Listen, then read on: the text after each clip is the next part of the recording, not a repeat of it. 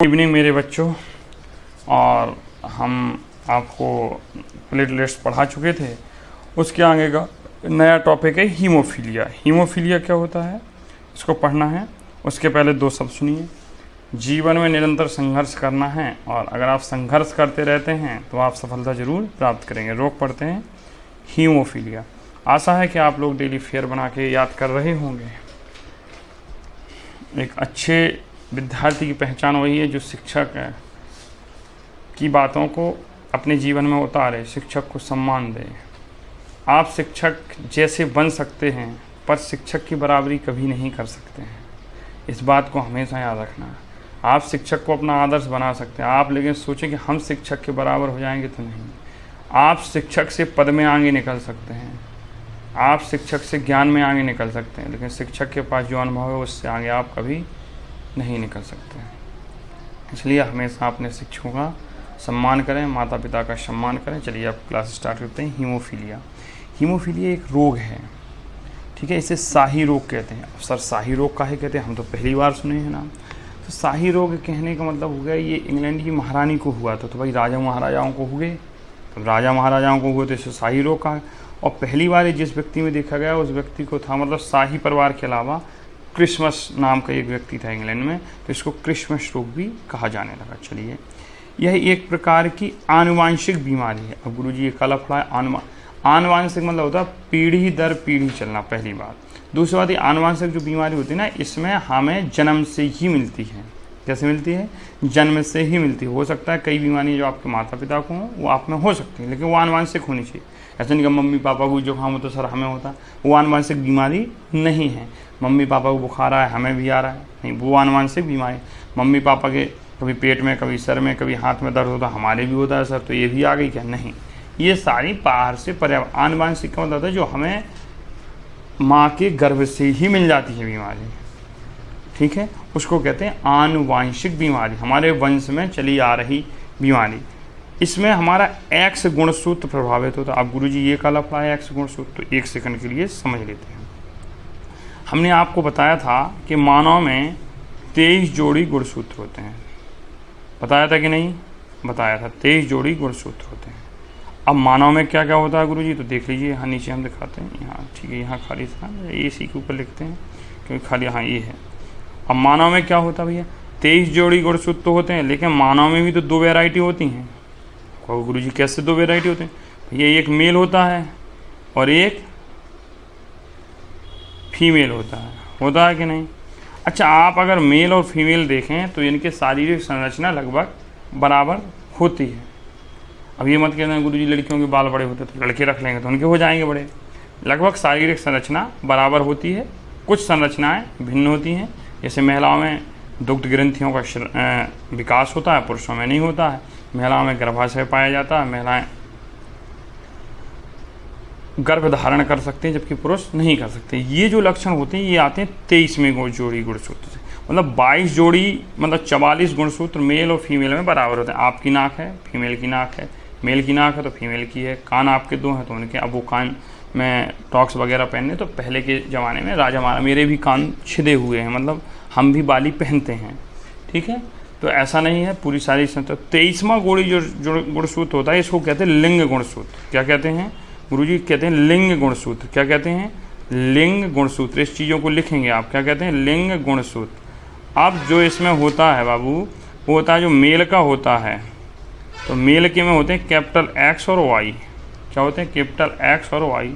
और एक होता है फीमेल का। किसका होता है? फीमेल का। तो फीमेल में होते हैं एक्स और एक्स क्रोमोसोम या गुणसूत्र। क्रोमोसोम को अंग्रेजी में कहते हैं, वो हिंदी में कहते हैं गुणसूत्र। गुणसूत्र को अंग्रेजी में कहते हैं क्रोमोसोम। तो मेल में क्या होता है? एक्स वाई गुणसूत्र होता है। फीमेल में क्या होता है? एक्स एक्स गुणसूत्र होता है। इनको लिंग गुणसूत्र कहते हैं। 23वें जोड़ी मतलब 45वां और 46वां गुणसूत्र यही होता है।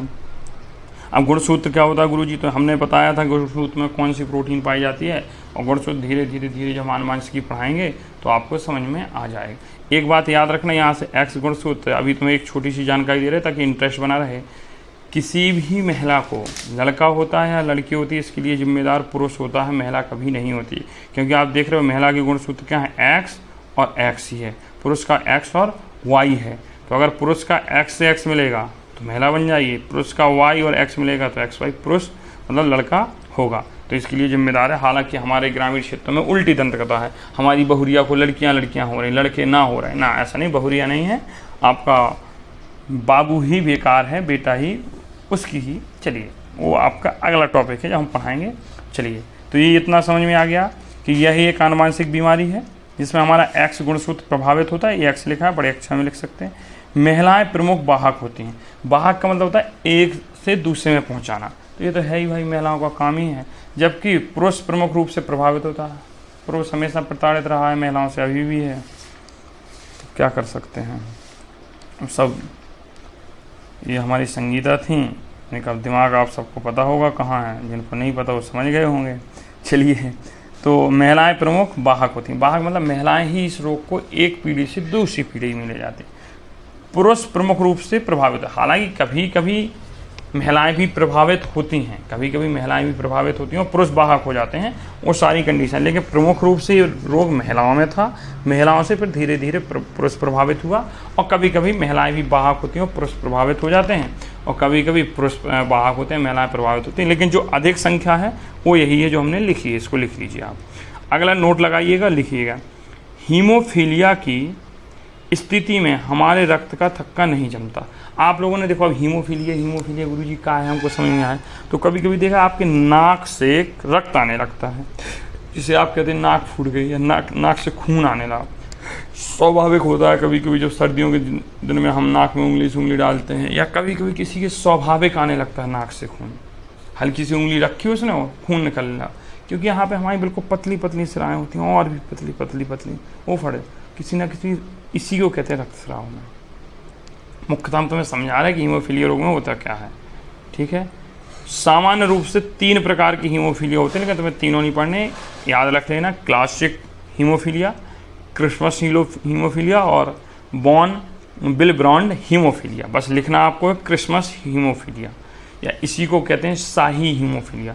इसमें फैक्टर IX का मतलब क्या हो, 9, फैक्टर 9 प्रभावित होता है। इसे शाही हीमोफीलिया भी कहा जाता है, या इसे बी हीमोफीलिया भी कहते हैं। तो आपको याद रखना है क्रिसमस हीमोफीलिया या सिर्फ हीमोफीलिया याद रखना।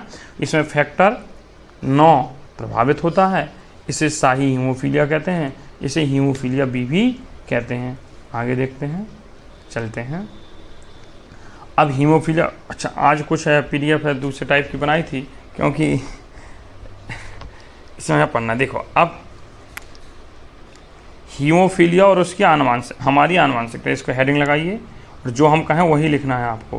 पहला लिखिए मादा, लिखिए उसमें कोष्ठक में फीमेल और एक्स गुणसूत्र, ऐसे ही लिखेंगे आप। फिर लिखेंगे वाहक मादा, तो वाहक मादा में क्या लिखेंगे आप, वाहक मादा में लिखेंगे आप एक्स, इसके ऊपर H फॉर हीमोफीलिया, ऐसे ही छोटा सा बनाएंगे H, फिर कैपिटल X, तो ये वाहक हो गया एक गुणसूत्र, ठीक है। ये वाहक मादा है। प्रभावित मादा लिखो, प्रभावित मतलब जो उसको हो गया है, तो प्रभावित मादा में आप कुछ नहीं करेंगे, देखो एक H और जोड़ देंगे, तो पहला हो गया मादा XX, दूसरा होगा वाहक मादा X की घात H और X, तीसरा हो गया मादा प्रभावित XX। भाई ये PDF लिखते समय थोड़ा दिक्कत हो रही थी तो हमने पेज जोड़ दिया यहाँ पे। अब देखते हैं, आप फिर लिखिए पुरुष, तो पुरुष में लिखिए XY गुणसूत्र होता है। प्रभावित पुरुष क्या होगा, इसका X गुणसूत्र ही प्रभावित होता है, Y कभी भी प्रभावित नहीं होता। कुछ Y सह, इसको इसलिए हीमोफीलिया को कहते हैं X सहलग्न रोग, हाई स्कूल में है ये, X सहलग्न रोग भी कहते हैं इसको, हीमोफीलिया को, ठीक है। हाई स्कूल का टॉपिक है आपका पुरुष प्रभावित। इसलिए आप चाहें तो अपने आसपास जो आपके भाई बहन पढ़ रहे हैं क्लास 9 और 10 के, उनको बता सकते हैं कि भैया आप पढ़ लीजिए, अगर इच्छा हो, कोई दिक्कत नहीं। हम ये नहीं कह रहे कि आप जाइए कहिए मेरी चैनल को सब्सक्राइब करें, लाइक करें, शेयर करें, नहीं। अगर आपको कंटेंट अच्छा लगता है तो आप बता सकते हैं कि आप यहाँ से भी पढ़ सकते हैं, शायद आपको अच्छा लगे, ठीक है। बकाया हमारा एक ही सिद्धांत है कि अगर आप अच्छा पढ़ाएंगे तो लोग आपको पसंद करेंगे, और कभी कभी ऐसा भी हो सकता है कि आप अच्छा भी पढ़ाएं फिर भी लोग पसंद ना करें, तो कोई दिक्कत नहीं है, कहीं ना कहीं आप में ही कमी रही होगी। हम यही सोचते हैं, हमेशा पॉजिटिव रहते हैं। क्वेश्चन लिखिए आप, अब इस पर काम करते हैं ना। यदि सामान्य पुरुष की शादी, एक बेचारा सामान्य पुरुष है, हीमोफीलिया वाहक महिला से हो जाती है, तो उनसे होने वाले बच्चों पर क्या प्रभाव पड़ेगा। कोई नॉर्मल पुरुष है, उसकी शादी किसी हीमोफीलिया वाहक, जो वाहक हीमोफीलिया का, जिसमें हीमोफीलिया का एक्स संलग्न प्रभावित है, उससे हो गई, तो बच्चे पे क्या प्रभाव पड़ेगा। भाई शादी होगी, शादी के बाद बच्चे होंगे, तो देखते हैं क्या प्रभाव पड़ेगा। आप ऐसे ही लिखिए, एक तरफ लिखिए सामान्य पुरुष,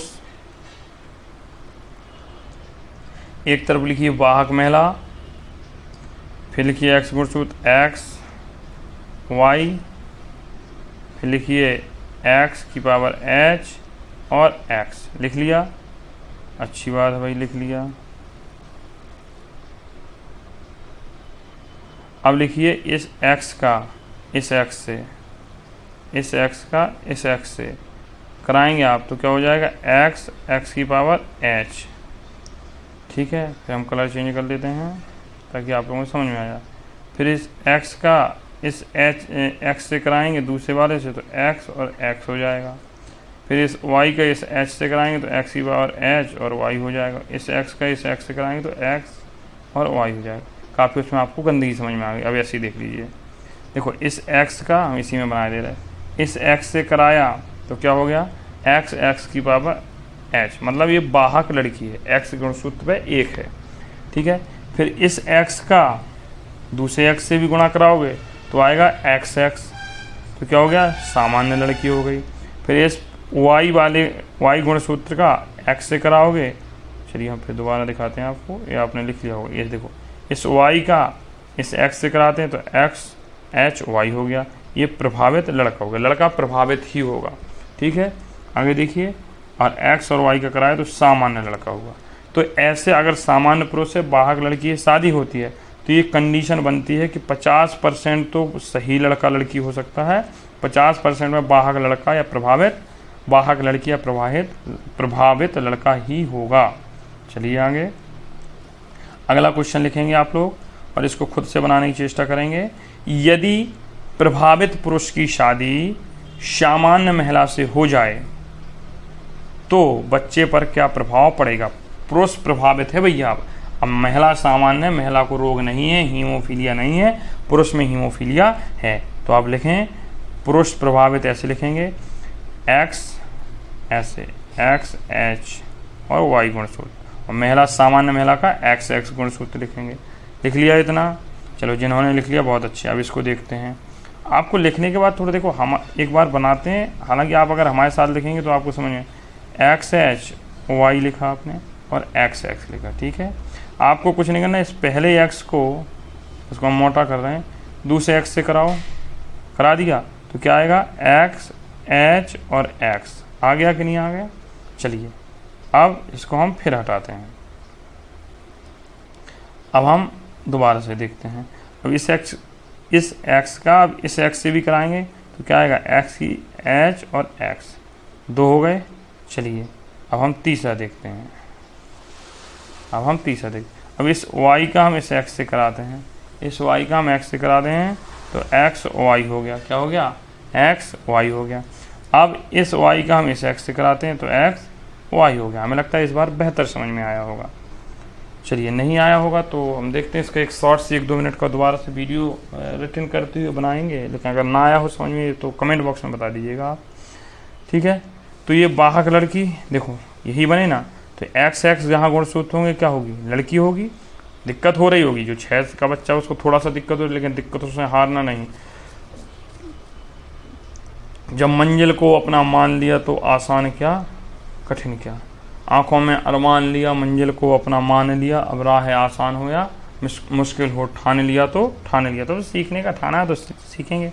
और लड़कों में एक्स वाई आए तो सामान्य लड़के हैं, तो इसमें हम क्या कह सकते हैं भैया कि 100% तो वाहक लड़कियां आई। देखो दोनों लड़कियां जो पैदा होंगी वो दोनों वाहक होंगे, जो लड़के दोनों पैदा होंगे इनसे वो लड़के कैसे होंगे, सामान्य होंगे। तो देखो अगर पुरुष प्रभावित है और महिला सामान्य तो लड़कों को तो कोई दिक्कत नहीं, लेकिन लड़कियां वाहक हो जाएंगी। अब आगे देखते हैं, यदि प्रभावित पुरुष की शादी वाहक महिला से हो जाए तो बच्चों पर क्या प्रभाव पड़ेगा।